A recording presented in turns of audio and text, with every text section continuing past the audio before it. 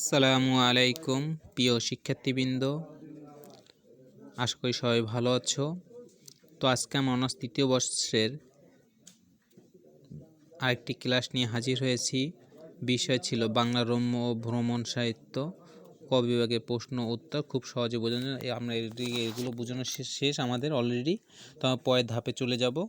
আমরা অলরেডি এই জোয়ার ভাটা জনসমুদ্র এটা বুঝিয়েছিলাম। তো আজকে দেখব বিদেশি অতিথি বাড়িতে, মানে এটা তোমার বুঝিয়েছি যে পাঠকের মানে পাঠানেরা একটা গোষ্ঠীর নাম এটা, যে পাঠানেরা অধিক আনন্দ লাভ করে কিসে।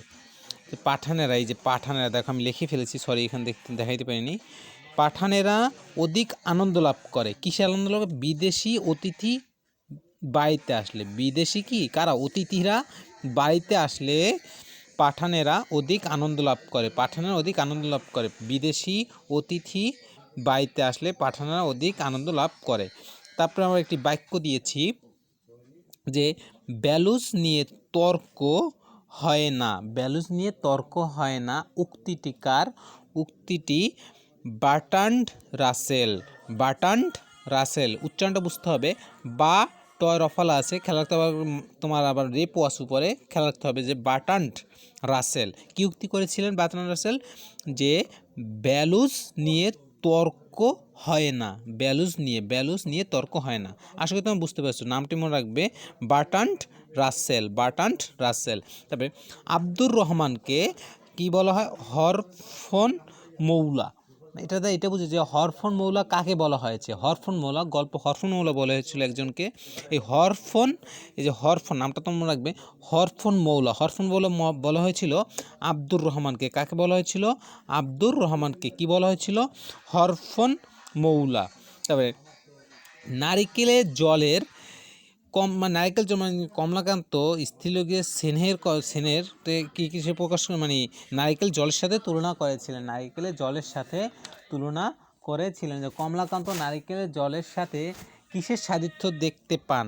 এরকম প্রশ্নটা আসে যে কমলাকান্ত নারিকেলের জলের সাথে কিসের সাদৃশ্য দেখতে পান, যে কিসের সাথে নারিকেল জলের সাথে কাছের সাথে? স্ত্রীলোকের স্নেহের, মনে রাখতে হবে, স্ত্রীলোকের স্নেহের কিসের সাথে দেখতে পান সাদৃশ্য? নারিকেলের জলের সাথে স্ত্রীলোকের স্নেহ দেখতে পান। কি দেখতে পান? কমলাকান্ত। তারপর আমরা দেখব, তারপর আসি মঙ্গলা একটি মানে গরু ছিল বা গাভী ছিল। তো ওই গাভীটির নাম ছিল মঙ্গলা। তো এইটাই এখানে বুঝিয়েছি আমি যে প্রসন্ন গোয়ালিনীর গাভীর নাম কি? প্রসন্ন গোয়ালিনীর এই প্রসন্ন একটি নাম। প্রসন্ন গোয়ালিনীর গাভীর নামটি ছিল মঙ্গলা। গাভীর নাম ছিল কি? মঙ্গলা।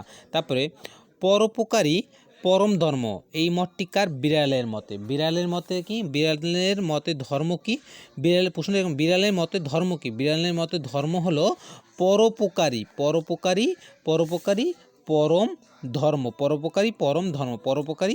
পরম ধর্ম। বিড়ালের মতে পরোপকারী পরম ধর্ম। পরের ভিডিওতে আসি, দেখো পরেরটা। পরে একটি বাক্য লিখেছিলাম, গো দেওয়াতা কাদেশ। একটি গল্প গো দেওয়াতা কাদেশ। গল্পের কথককে, এই গল্পটির কথক সুরেনবাবু, গায়ক সুরেনবাবু মানে গল্পটি কথক চাইছে যে গো দেওতা কাদেশ একটি গল্প। এটি গো দেওতা কাদেশ গল্পটির কথক গায়ক সুরেনবাবু। তবে তুর্কি টুপি, এটা আমি বুঝেছিলাম, এক ধরনের টুপি ছিল আগে। ওই গল্পের মধ্যে আমরা দেখতে পাই যে টুপিটির নাম ছিল তুর্কি টুপি। এটা মানে তুর্কি টুপি তোমার যে কোথায় তৈরি হতো? তুর্কি টুপি তৈরি হতো কি? ইতালিতে। কোথায়? ইতালিতে। এই ইতালি শহরটা কোন গল্পের মধ্যে পাই? নায়েবে নবী। আমি এখানে লিখে দিয়েছি গল্পটির নাম, জায়গা সংকটের জন্য আমি একটু লিখেছি, দেখো সুন্দর করে। নায়েবে নবী, এটা একটি গল্প। নায়েবে নবী একটা কি গল্প। এই গল্পের মধ্যে আমরা ইতালির কথা শুনতে পাই। ইতালিতে তুর্কি টুপি কি তৈরি হয়। তুর্কি টুপি কোথায় তৈরি হয়? ইতালিতে।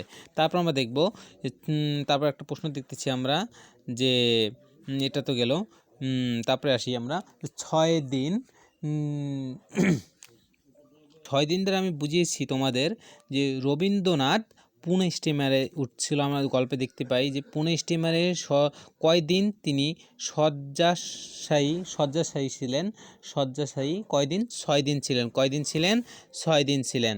তো আমি প্রশ্নটা এরকম আসে যে রবীন্দ্রনাথ পুনে স্টিমারে কতদিন শয্যাশায়ী ছিলেন? কয়দিন? 6 দিন। মূল প্রশ্ন কি 6 দিন, মূল কোশ্চেন। তারপর চলাফেরা করে নাচা, এটা কোন ধরনের তোমার চলাফেরা করে নাচ, এটা কি? চলাফেরা করে নাচ এটা কি? Square dance. স্কোয়ার ড্যান্স, ড্যান্সটার নাম মনে রাখতে হবে স্কোয়ার ডান্স। স্কোয়ার ডান্স, চলাফেরা করে নাচা, এটা কি? Square dance. তবে আমি একটা সংক্ষেপে একটা লিখেছি 20-25টি বাড়ি। এটাতে আমি বুঝিয়েছি যে মেরিনা বিলাস এটা রাইটন সমুদ্রে। কোন সমুদ্র? নামটা মনে রাখতে হবে ভালো মতো। রাইটন সমুদ্রের কাছে একটি নিরালা জায়গায় এক সারিতে 20-25টি কোন জায়গায়? নিরালা জায়গায় এক সারিতে 20-25টি বাড়ি, একে কি বলে? মেরিনা বিলাস বলে। আমরা জানি, গল্পে দেখেছি লেখক এদের এই বাড়িগুলোর মধ্যে একটিতে লেখক কি অবস্থান করেছিলেন গল্পে, আমরা জানি। তারপর আমরা দেখব রবীন্দ্রনাথ নিষ্ঠাবান অনুরাগী কে? সৈয়দ মুজতবা আলী। প্রশ্ন সৈয়দ মুজতবা আলী কার নিষ্ঠাবান অনুরাগী ছিলেন? রবীন্দ্রনাথ ঠাকুরের নিষ্ঠাবান অনুরাগী ছিলেন। রবীন্দ্রনাথ ঠাকুরের প্রশ্ন এরকম বলছে, রবীন্দ্রনাথ ঠাকুরের নিষ্ঠাবান অনুরাগী কে ছিলেন? সৈয়দ মুজতবা আলী। তারপর আমরা দেখব যে ভাইয়ের মৃত্যুতে, এটা আগে পড়েছিলাম, ভাইয়ের মৃত্যুতে পাঠানরা ভেঙে পড়ে। পাঠানরা কার মৃত্যুতে সবচেয়ে বেশি ভেঙে পড়ে? ভাইয়ের মৃত্যুতে পাঠানরা ভেঙে পড়ে। কার মৃত্যুতে? ভাইয়ের মৃত্যুতে পাঠানরা